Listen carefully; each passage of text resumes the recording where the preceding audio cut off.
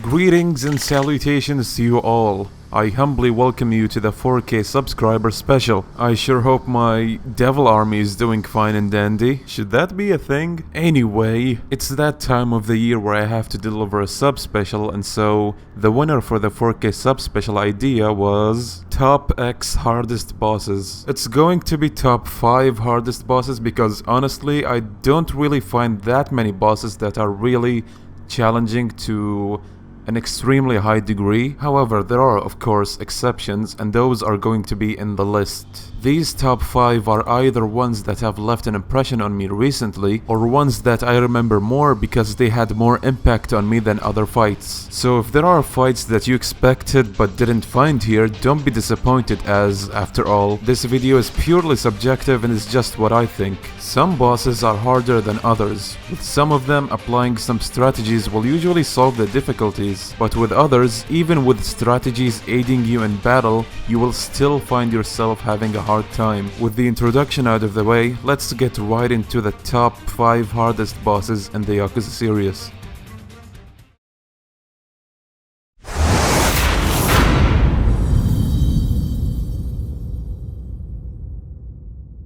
I'm sure you have questions as to why I chose that as number 5, and to answer your question, let's take a look at... Oh, what the fuck? Why is this so goddamn loud? Phew, okay, that's better. That's right, ladies and gentlemen, the fucking crowd noise is your main enemy here. You might as well mute the audio and play through the Colosseum without any sound, for your own sanity. Okay, in all seriousness, moving on to the real point, the Colosseum in Yakuza 5 in general has gotten a lot tougher compared to the Colosseums of previous games. You'll see that for some reason every fucking contestant has learned Komaki's parry, and some can even do Komaki's sidestep punch. Now, you may have no problems when playing as Kiryu thanks to his glorious tiger drop, and because he's simply Kiryu, I mean, come on man. He and Saejima are the easiest to use in this Colosseum. If you have Saejima's Herculean spirit, then you pretty much have nothing to worry about, because that quite literally makes him a tenacious tank. But if we're talking about Akiyama or Shinada, then you're pretty much fucked. Most notably in the Twin Dragon tournament, where you have a partner that's likely to die within 2 minutes, and when that happens with Shinada or Akiyama, you can pretty much kiss your victory goodbye. Although I did get lucky here and somehow won, so maybe you should give it a try. I mean, why not?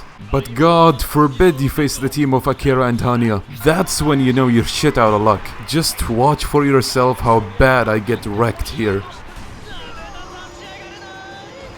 Other than that, enemies will also grab a lot. It may help with Kiryu or Shinada because they have grab counters. But once again, if you're Akiyama, then you're shit out of luck. Once again, your fingers are gonna start falling apart from how many times you have to smash X over and over and over. I'm pretty sure that by now, you can see why I included the Colosseum in this list.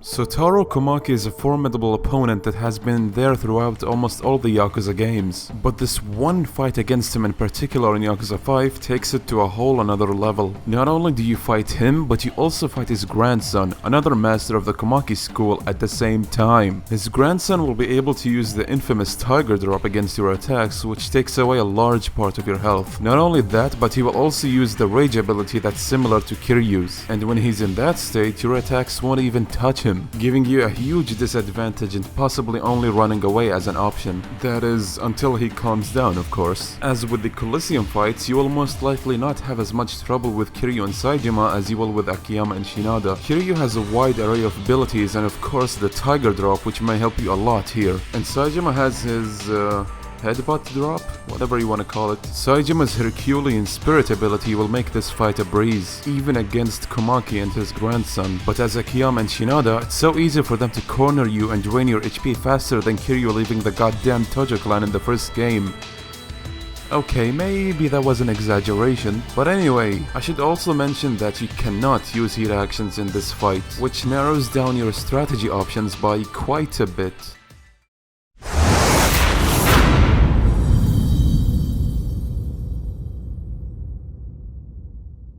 The underground Colosseum is known to have a wide variety of fighters from all over the world. Usually you won't have trouble getting through the Colosseum fights. However, with that said, you will find that there are several few of these fighters that will definitely give you a run for your money. One such opponent is David Diabol. Diabol is an underground Colosseum contestant that you can only meet in the final unlockable tournament in Yakuza 0's Bed of Sticks. At first glance, you look at his stance and you'd probably think that he's just another enemy with a recycled moveset. In his case, having Saijima's moveset. But as you begin the fight, you will start to see how unforgiving this guy can be. For one thing, you're unable to grab him. At first, your attacks may make him flinch a bit, but eventually when he gets his red heat aura, your attacks won't even phase him. And it also means you have to be on the watch because he could attack at any time and interrupt your combos. He is one of the only opponents in the series that genuinely gave me a hard time. I would sometimes lose even if I give it my all, which rarely happens by the way, and the fact that you're unable to use health items in the ring only adds to the difficulty of this ferocious fighter.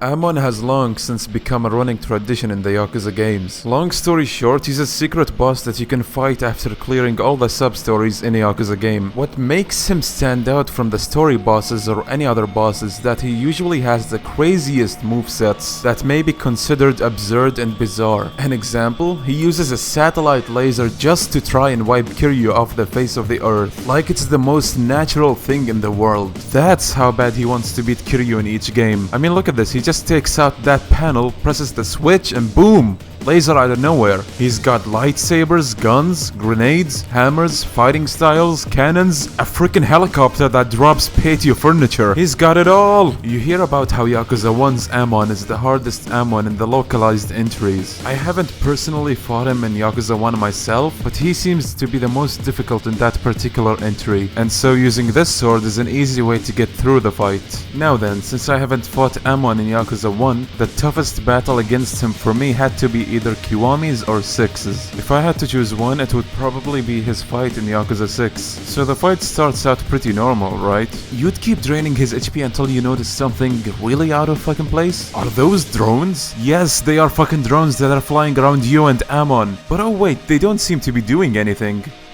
Right? Wait, what the hell is that beeping noise? Why the hell are those drones gathering around me?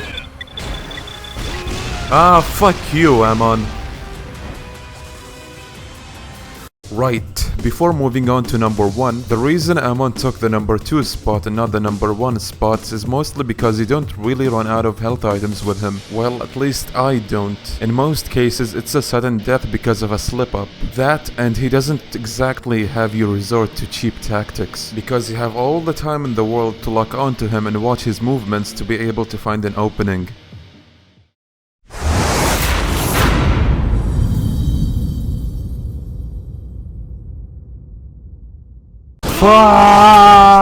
Jingu's the shitbag that for a very good reason everyone's forgotten is Haruka's dad. This fight doesn't start out like the usual boss fights where you start in front of the boss and he's there for you to beat. Oh no. Before you get to him, you have to get through his armed SWAT bodyguards. And trust me when I say that this is way easier said than done. These fuckers have knives, pistols, and grenades, and they come in packs. If one of them's not gonna shoot you, another one a bit farther will do it. And this clusterfuck of hurdles will annoy the shit out of you and possibly waste some of your health items needed for Jingu and subsequently Nishiki. And when you finally get to him, you think maybe things are gonna simmer down a bit. But oh boy, what do you know? You're fucking wrong. This is where things are going to get even worse. Not only do you fight him, but you also have 2 of his bodyguards who have boss-like HP, and guess what? They also have guns. Choosing your target alone is one hell of a struggle because all of them are just as equally set on ending you, and you just don't know who to start with amidst all this chaos. Oh, and guess what? If you do beat the bodyguards, they will revive. Thankfully though, after reviving, they will only have knives, but they will still give you a hard time. Also, thanks to Kiwami's new finisher system, if Jingu reaches a certain health point, his HP will start recovering, and all I can say is good luck trying to either do that finisher or another hit action to prevent it from happening while having his SWAT members dead set on beating your ass.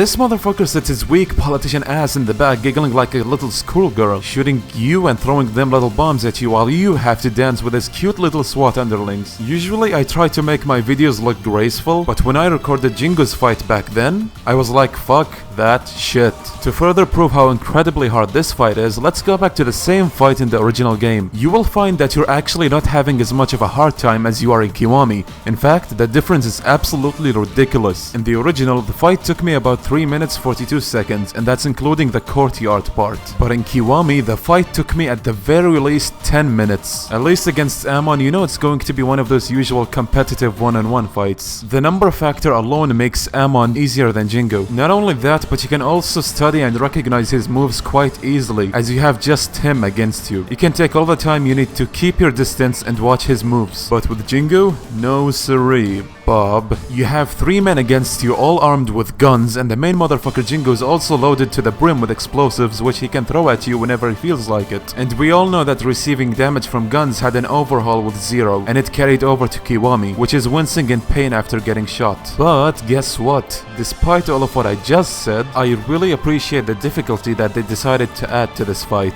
It's a refreshing change from the usual difficulty of the bosses. I think Jingu definitely deserves this #1 spot because when I fought him, he genuinely shocked me as to how incredibly tough this fight was. But anyway, that brings us to the conclusion of this video. I do realize that by the time I upload this video, I would have already exceeded 4,000 subscribers, and so I'd like to thank each one of you 4,180 subscribers for supporting my channel and the Yakuza series as well. I sincerely hope that you guys will continue to enjoy my videos, as there is a lot to come. Like right now, I'm not gonna say with who, but I'm working on a collaboration video which is coming out very soon, and I hope you guys will like it. Thank you all for watching, and I hope it was another enjoyable subscriber special to watch. That's all for now, and I'll see you next time.